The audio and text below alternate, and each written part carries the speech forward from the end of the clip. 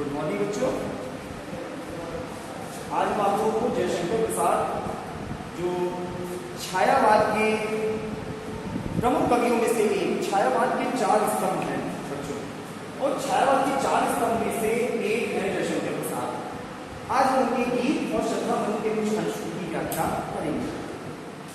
बच्चों ये गीत है, देखिए पहला, यहाँ पर इस गीत में जो नायिका की सखी है वो नायिका को प्रातः काल होने पर जगाने का प्रयत्न कर रही है और उससे कहती है, बीती विभावनी जागी, हे सखी रात व्यतीत हो चुकी है, अब तुम जाग जाओ, क्योंकि अंबर पनघट में डुबो रही तारा घट उषा नागरी। क्योंकि अंबर पनघट, बच्चों अंबर में से होता है आकाश और पनघट में से होता है तालाब।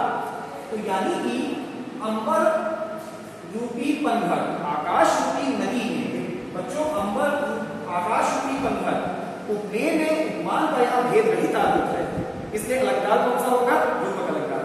तो अंबर पनघट में डूबो रही आकाश रूपी घड़े में उषा काल रूपी जो नायिका है। बच्चों यहां ये जानिए आप, यहां पर जयशंकर प्रसाद जी ने प्रकृति का मानवीय गण अलंकार किया है। मानवीय गण जानते हैं आप? प्रकृति की निर्जीव वस्तुओं को सजीव मानकर उसकी व्याख्या की जाए, उसका चित्रण किया जाए। तो यहाँ पर भी नायिका की सखी कह रही है नायिका से, कि सखी उषा काल नायिका बनकर के आ गई है और उसने सारे तारे रूपी घड़ों को आकाश रूपी तालाब में डुबो दिया है।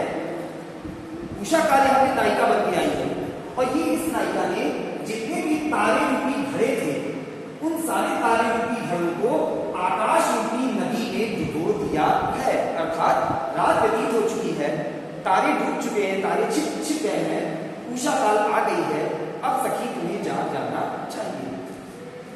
खर कुल सा बोल रहा, इस लय का अंचल डोल रहा, लो यह लतिका भी बदलाई, मधुकुल नवल रस गई। खर कुल पक्षियों का जो समूह है, ये सखी नायिका की सखी नायिका से कहती है, ये सखी पक्षियों का जो समूह है पूरा, पक्षियों के उस पूरे समूह ने मधुर कलरव करना प्रारंभ कर दिया है। देखिए बच्चों यहाँ कुल यमक अलंकार है। कुल 2 बार है लेकिन दोनों के अर्थ अलग अलग है। एक कुल का अर्थ हुआ पक्षियों का समूह और एक कुल का अर्थ हुआ चिरपिंग, कलरव, पक्षियों की आवाज।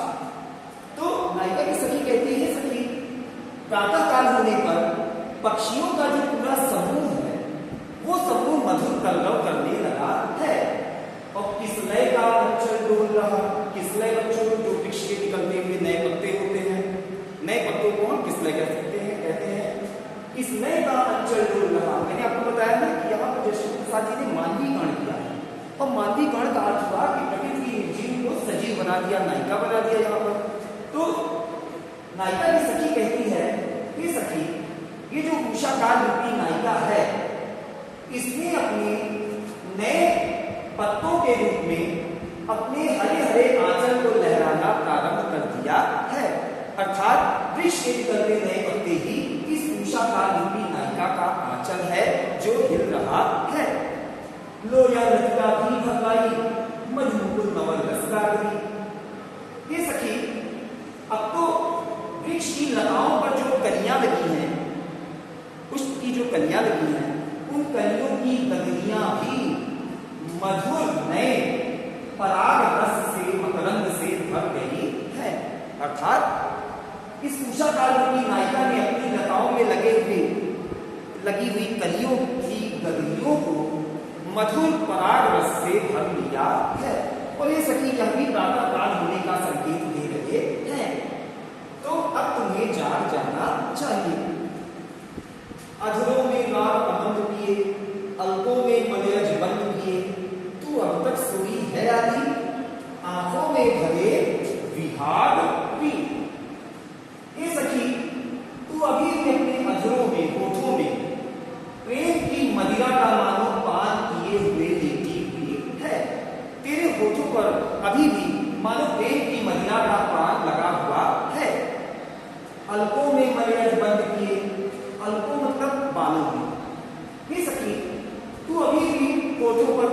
मदिरा पिए हुए, बालों में अपनी सुगंध को समेटे हुए, बंद किए हुए, तू अब तक सोई है आदि? हे सखी, तू अभी तक सोई हुई है? आंखों में भरे विभाग भी, आंखों में तेरी अभी भी आलस्य भरा हुआ है। हे सखी, अब तुझे अपने आलस्य को त्याग कर जाग जाना चाहिए, क्योंकि प्रातः काल हो चुकी है।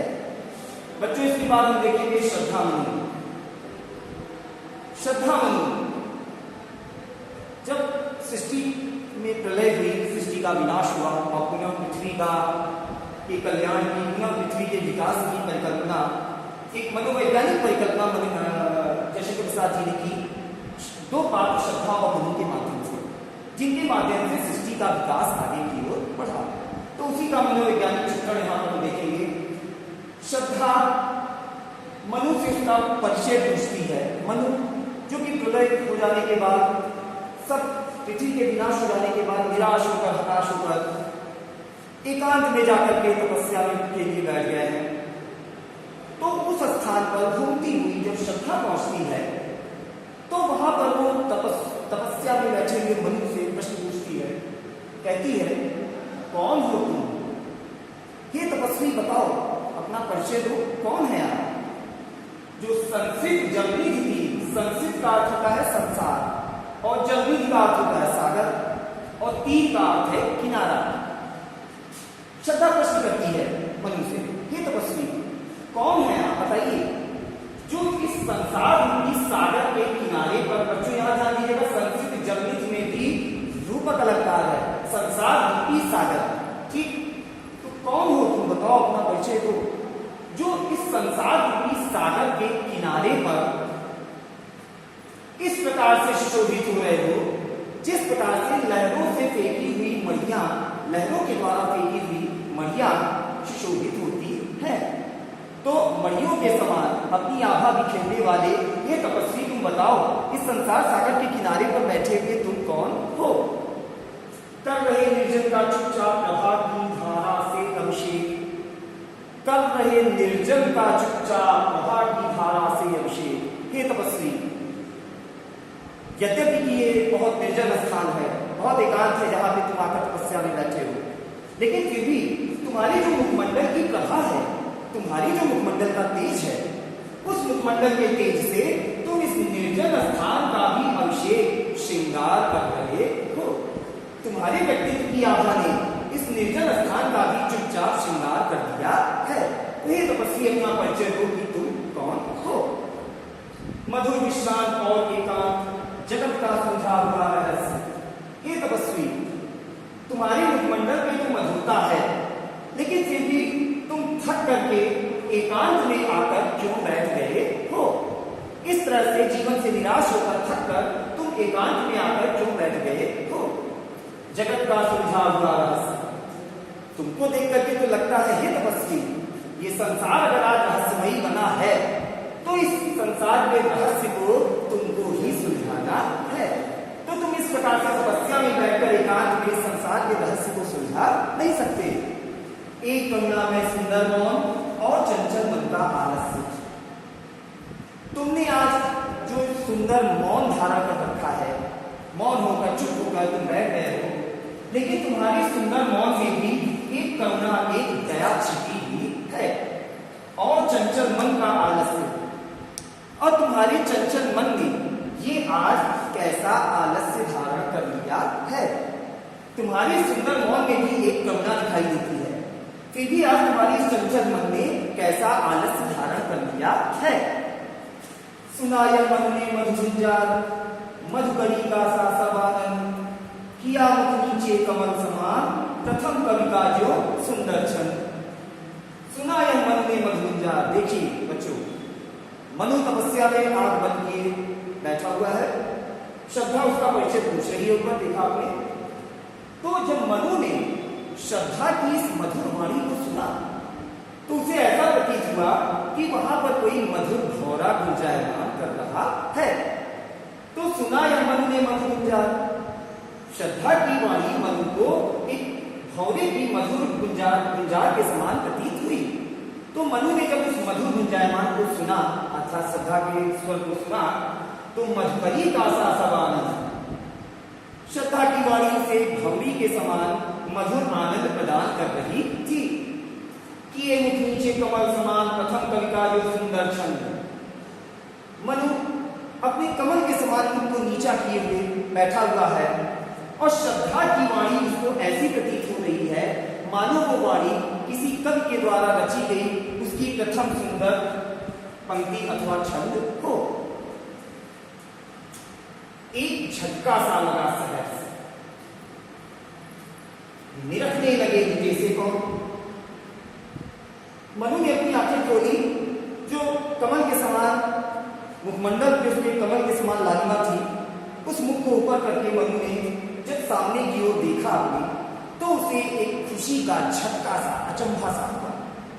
निरखने लगे लुटे से कौन, बड़े ध्यान से अचंभित होकर लुटे से, जैसे कि उसने श्रद्धा के रूप को देखकर उसके रूप पर अपने को लुटा दिया, सब कुछ अपना लुटा दिया हो।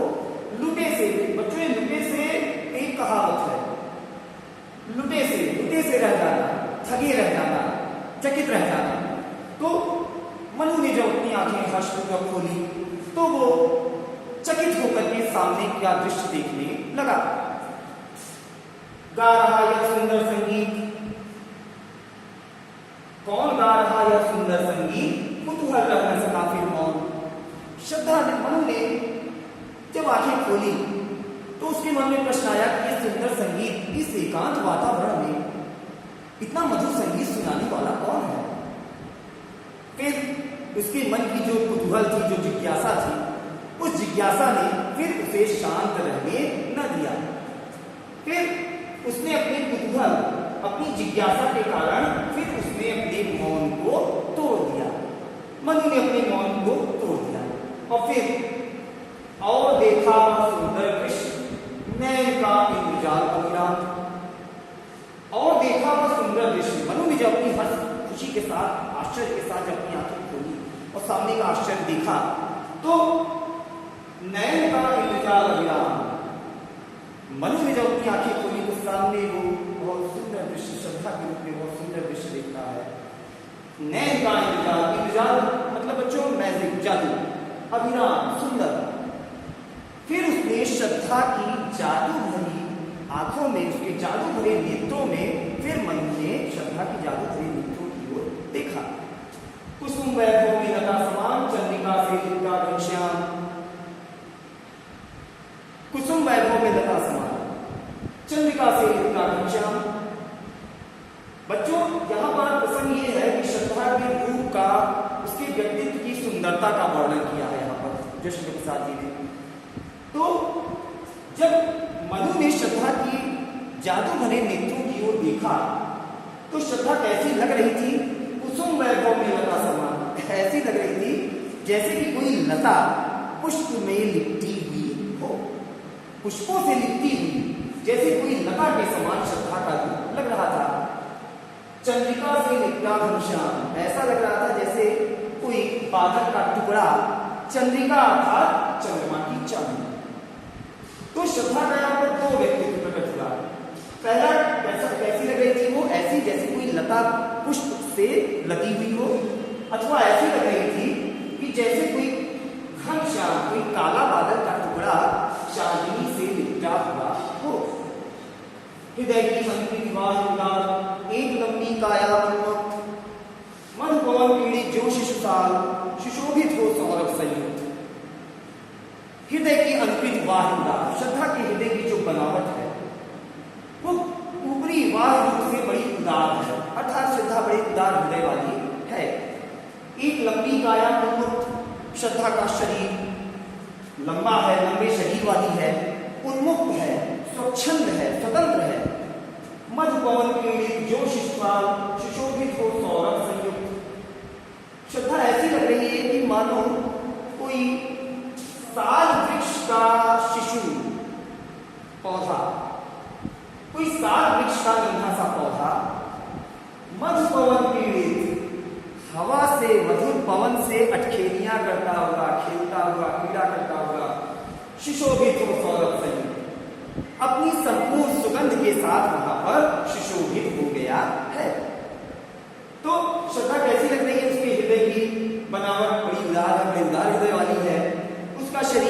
लंबा है, लंबे शरीर की है, स्वच्छंद है और ऐसी प्रतीत हो रही है जैसे कोई साल वृक्ष का नन्हा सा पौधा मधुर पवन के साथ अटखेलियां करता हुआ, क्रीड़ा करता हुआ अपनी मधुर सुगंध के साथ वहां पर सुशोभित हो रहा है।